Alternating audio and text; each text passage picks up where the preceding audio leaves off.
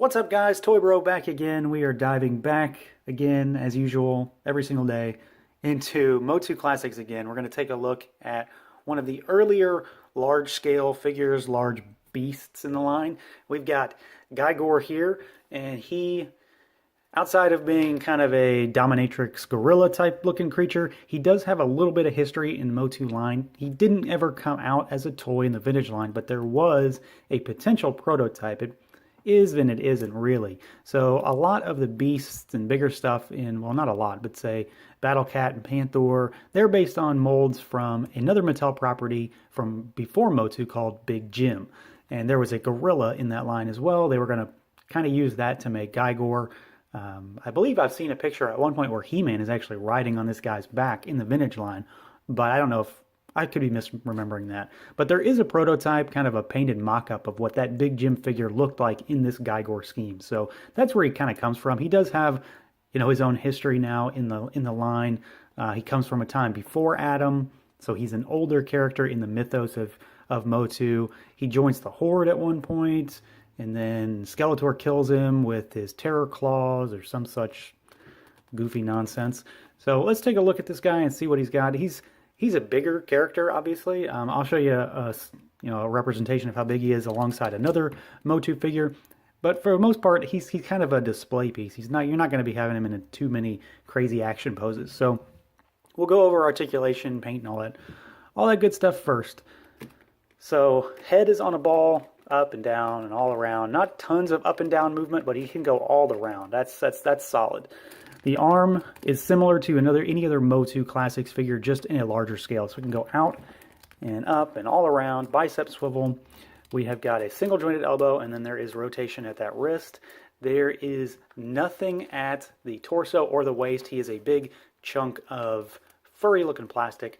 There are rotational joints at the thigh, at that kind of hip thigh joint area. So he can do one of these numbers. That's about it. And then he does have ankle rotation. So he's very limited in what he can do. Like I said, he's more of a display piece. So I think he looks a lot cooler than what you can actually do with him, because he does have a pretty interesting look going for him. So like I said, he's kind of he's got kind of a dominatrix look going. Look at all that black leather harnesses he's got on. And for the most part, I think it's kind of cool. It's a very warlord-esque look for, like an ape warlord, I guess. I don't have to get into too much more detail than that, do I? The harness is removable. You can pop it off. There's a peg on the back. So you can take it off if you just wanted a big yellow and green ape. The helmet also comes off, and then the gauntlets come off as well. So you could get them off. They're not affixed to the character. You might have to kind of do a little finagling to get them out, but they're going to come out. Now, as far as the sculpt on this guy goes, he is pretty well sculpted, I think. We're going to take this helmet off for the time being just to show that head sculpt. So he is covered in sculpted texture for what would be fur, and I think the head is really where he shines here because he's covered in that detail. But then, of course, you've got that open mouth, those fangs, the teeth, the deep-set eyes. All of that ape-like detail is there on this figure, and I think he looks pretty damn good. You add the helmet onto that, and it kind of transforms him into just a big ape, into something that looks a slightly bit more menacing. The helmet is sculpted really well. It's all kind of in a glossy plastic with a black finish on it, and then he's got those painted rivets. The only thing I don't really like about the sculpt on this head is that if you turn him around, and this really only matters if you're looking at him from the back, is that you've got this humongous gap here where the head doesn't really meet the neck on the back, but it looks fine from the front. So I can kind of give it a pass because it's not like I'm going to be displaying him this way. And with the helmet on, it's kind of a non-issue as well. It's still there, but it's not nearly as noticeable. Now, the harness does have kind of a leathery texture to it. It's got kind of weathering lines in it to give it a more, worn and old look. It's got all these sculpted bits and bobs and spikes and stuff on it. So it looks really good. It's very cool. Painted detail where it's not black, it's silver, and that's all painted. Flows into the cape. And like I said, all of this stuff is removable, so you can just lift this off if you take the head off. All sculpted rivets in here. We've got the cape with the kind of sculpted wrinkles, and then it does have this painted hand mark on there. The gauntlets are sculpted really well, same style. And then, of course, you've got the kind of ankle guards down there, which have the same style. But he is, for all intents and purposes, a humongous ape, and he looks the part. I'm very pleased with how this guy turned out.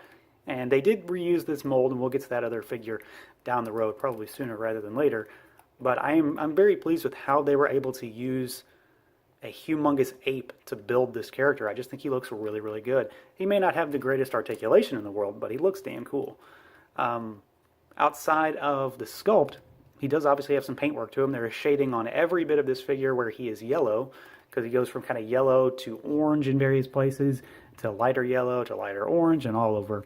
We've obviously got green paint on the hands, on the feet down here. We've got green all over that chest, and of course on the face. We've got the red in the eyes. We've got the red with black shading in the tongue. His teeth even have like a dirty grittiness to them in there. So everything is very well painted. Very pleased with that. As far as accessories goes, he comes with one. He's got this humongous axe, which has kind of the similar stylings to the armor with the kind of black and the gray, silver, and it has those rivets in there as well. And it is pretty damn big too. It's not as tall as Gygor, but it is overall relatively large.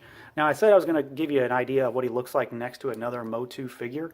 And here is, well, here's Battle Armor He-Man because I've got him handy right now. So he comes up to about the chest on Gygor. And just for comparison, we'll knock him down. The axe is actually, what would you say? The same height, basically. Slightly taller, really. A couple millimeters difference. So this thing does have some size to it. It's very, very large, and it has to be for this figure. But I think it's just cool. I always like to see weapons in this larger scale. So, I mean, at the end of the day, this guy, he's a big gorilla. He's a big green and yellow gorilla. He's really goofy. He's very Motu-esque, even though he's very different from a lot of the Motu stuff we have. He's an ape. But I think he's pretty cool. He looks really cool alongside the other giants like Titus and Megator and Procrustes. Looks pretty cool alongside some Shadow Beasts too, which we'll get to at one point. You know, it's a different thing, but they executed this guy really well, and it's got a lot of that Four Horsemen sculpt work styling in there that you can tell that they really went all out on this guy. So very pleased, despite how weird he is, to have this one in my collection. So that's going to do it for this review, everyone. As always, stay tuned for more. Feel free to like, comment, subscribe, and share. Thanks for watching as always, and until next time.